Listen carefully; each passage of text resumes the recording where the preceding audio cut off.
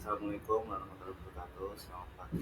Perkenalkan kami dari kelompok 1 dengan anggota yang pertama Noto Negara dengan NPM 2320501048 dan yang kedua Ramaidi Pangestu dengan NPM 2320501056 dan yang ketiga Titah Nursana dengan NPM 2320501063. Yang pertama itu ada pengantar. Apa itu basis data fuzzy model Umano? Model Umano adalah pendekatan dalam basis data fuzzy yang menggunakan distribusi posibilitas untuk mempresentasikan data yang ambigu atau tidak pasti.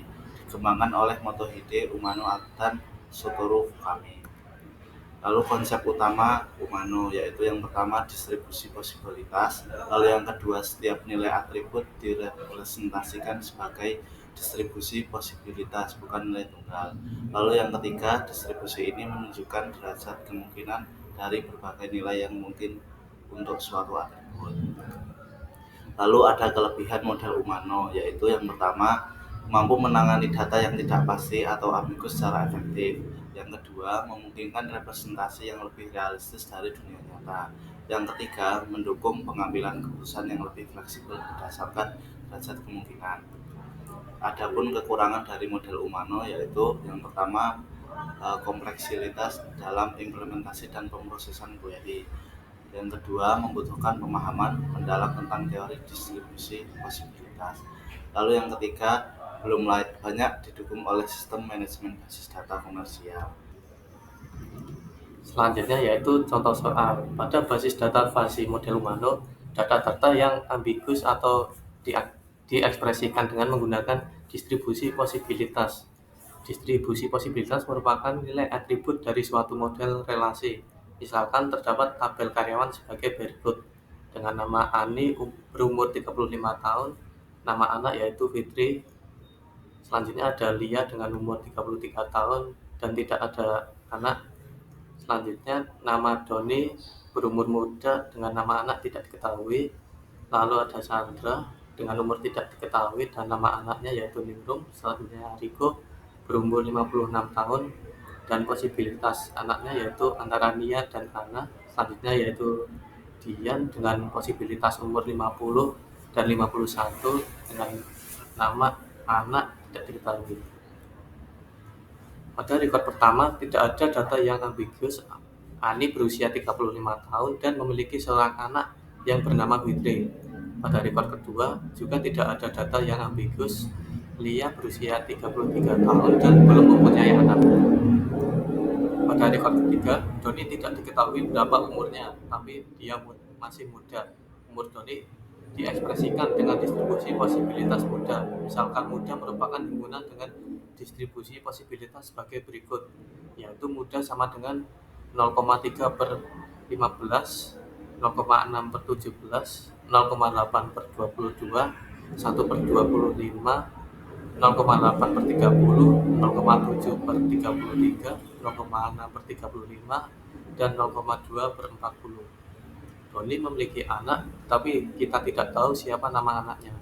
Nama anak dari Doni diekspresikan dengan distribusi posibilitas tidak tahu, yang berarti siapapun mungkin dengan nilai posibilitas sama dengan 1.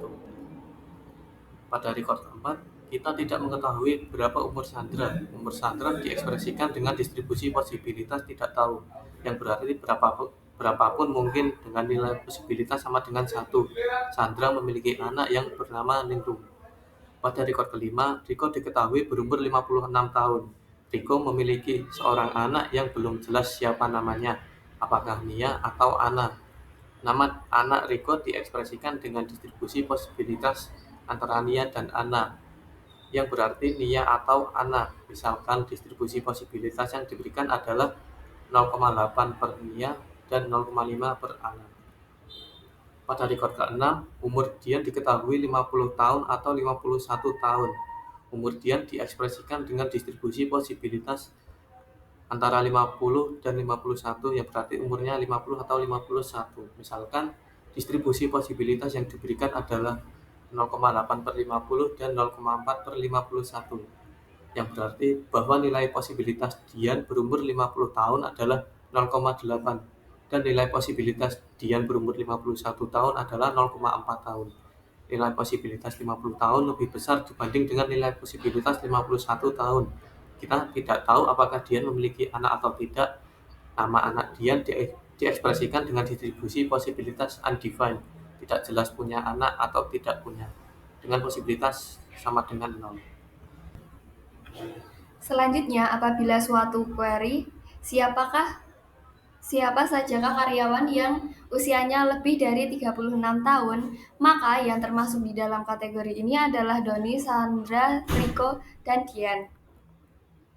Doni termasuk kategori ini karena Doni termasuk dalam kategori muda, di mana usia 40 tahun 36 tahun ke bawah, menjadi anggota himpunan muda meskipun nilai probabilitasnya cuma 0,2.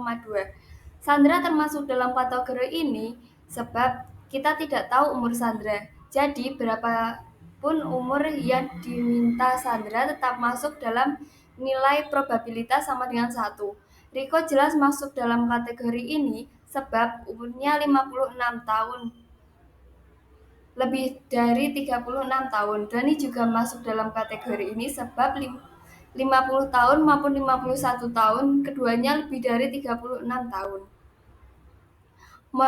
Kesimpulannya, mode basis data fusi Umano menawarkan pendekatan yang kuat untuk menangani data yang tidak pasti. Dengan menggunakan distribusi probabilitas, model ini memberikan fleksibilitas dalam perepresentasian dan pengolahan data. Meskipun nilai tantangan dalam implementasi model ini sangat berguna dalam aplikasi yang memerlukan penanganan data ambigu.